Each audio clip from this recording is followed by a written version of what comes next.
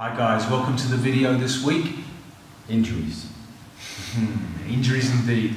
So we're going to talk about one of the most important subjects in Jiu-Jitsu, and that is of injury prevention and longevity in Jiu-Jitsu.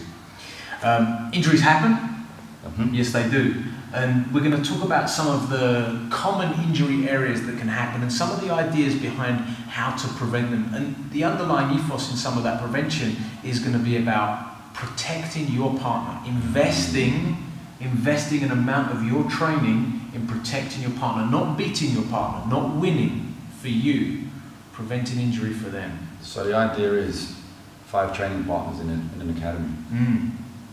Peter injures Paul, Paul injures Peter in return. That leaves 3. Yeah. How are you going to progress with training partners being dropped? You're not. So let's talk about some of the key, most common things that we see in terms of injuries. Yes indeed. So one of the most common things we see in Jiu-Jitsu, one of the most common things is taped up fingers. How long have you been training? Maybe 16 years. So we have a combined training years, probably about 36 years. Yeah. Long time. Long time. No tape. No tape. Been training tonight. Still close at hand. How? Yeah. How? Yeah, exactly. So one of the biggest things we find is ego versus progressive training. Yeah. Ego versus progressive training. What are we talking about? What is that? Well, ego says to progressive training, I'm going to win at any cost. I want to win. I win to progress. I need to win. Yeah, exactly. I have to win. If I'm not winning, if I don't come into the academy and I don't win, then I've lost. And that starts with every inch. So let's look at the grip, for example. Let's say we're starting out, how we're gripping, and the professor gets the grip. Look at the pause on the guy. It's a strong grip. And I think, make my best break. So I step on that grip.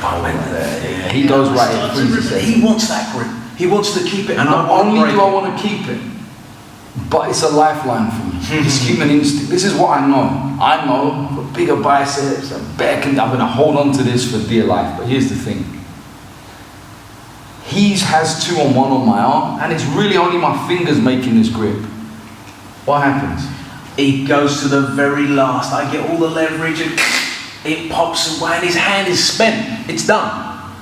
So how do we prevent that? Well, we prevent that by checking our ego and maybe exploring something a little different. And that little different is, if I make this grip and the professor makes his strip, I'm in the moment enough to realize that at some point that grip's going to go.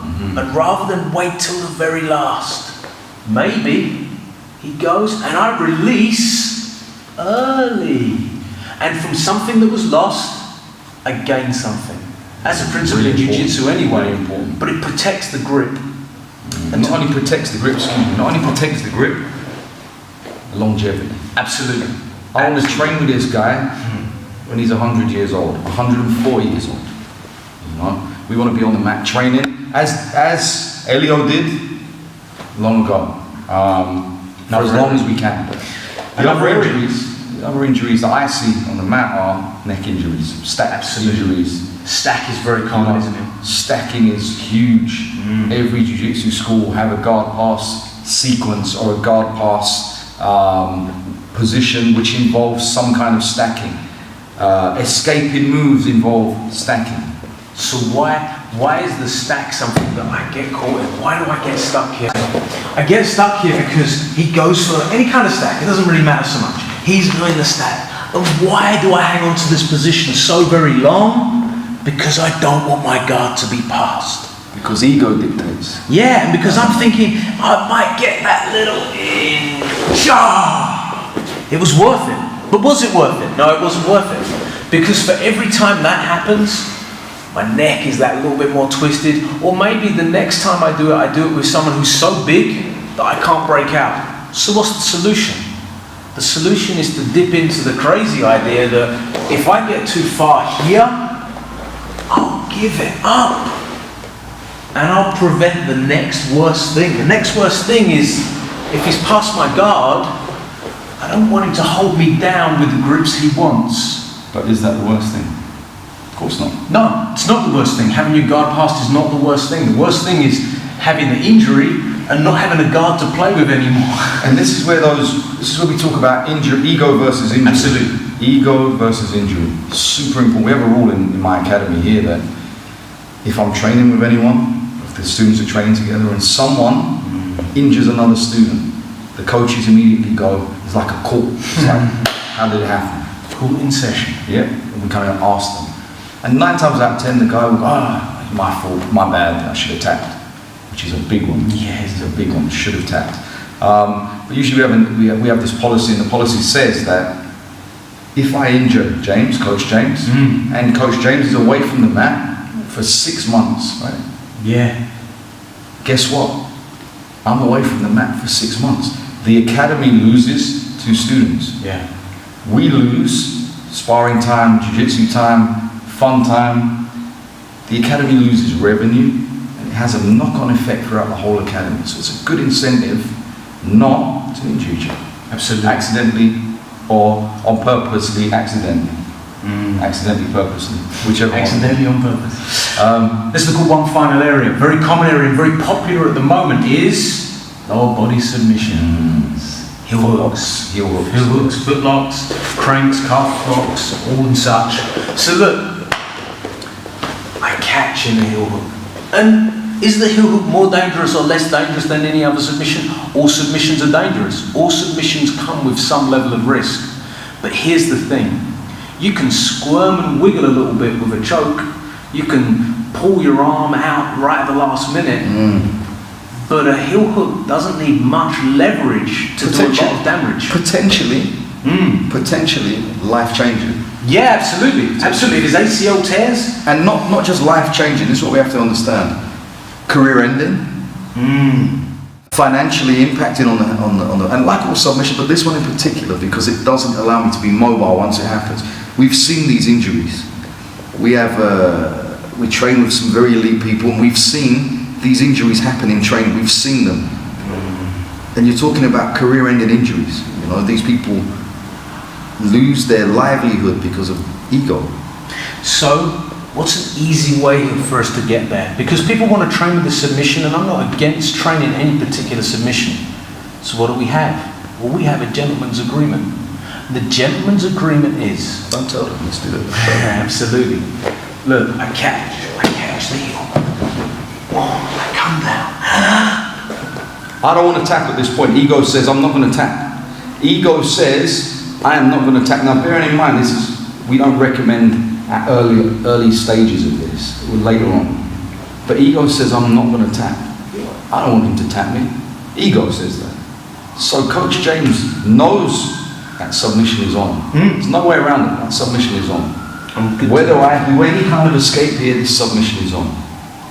So he rotates and snaps my knee. No, obviously not. Go ahead, Coach. Boom. I catch, and it's good enough for me, and it's good enough for him that it's a tap. And I can train that 1,000 times. I can train it quick. I can train it slow. And I know. Yeah, absolutely. So look, fine. I got him. And then maybe we work out the position. Maybe he escapes afterwards. Maybe I keep the control and he doesn't work out the submission and I get a second one. But I don't wait for that hustle. I just bind the hands. I've got enough reps with the position and enough sparring time when needed that I crank on a little bit and I can test it and I know the limits. But when we're sparring, when we're competing, two different things. Yeah, absolutely. Absolutely. Sparring, keeping the sword sharp. Sparring, the academy, or fighting. So totally, not even competing, but fighting outside of the street or wherever it is, completely different. So train the lower body submissions, but train them with the gentleman's agreement. And the gentleman's agreement is, if I catch the position and I can marry my hands together, that's good enough for me that it's a tap, and it's good enough for him that it's a tap. Definitely. So, ego versus progressive training. The will to win. Remember, on the mats, we all win. We all win. I don't come in and count, you know, we don't keep tabs on, there's no secrets in our office, you know, like black belts tap this, we don't have that here. In fact, when I roll with the students, I'm not actually looking to submit them anymore. I'm just looking to roll with them and have a pleasurable roll.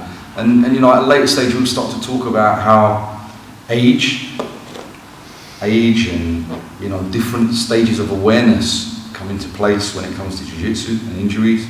But one thing is for absolutely sure.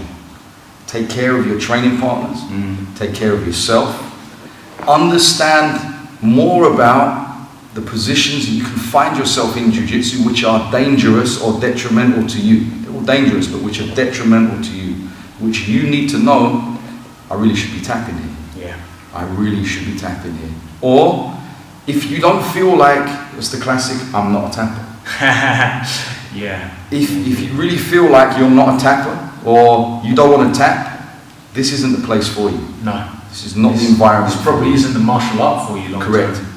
So guys, to summarize there, some positions, some key ideas behind those submissions that will keep you safer, keep your partners safer, and keep you on the mat longer.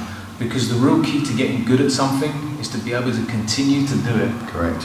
Yeah, that's where the greatest joy is. Not in the belts, not in the progression, but the, you know, continuing enjoyment of training on the mat. Guys, be safe, train safe, above everything else. Respect and acknowledge your ego if you have it. Respect and acknowledge your ego if you have one. Put it in check. And as you progress on the mat, you should find yourself uninjured. Yep. And in longevity. Good. And remember to like, comment, and subscribe.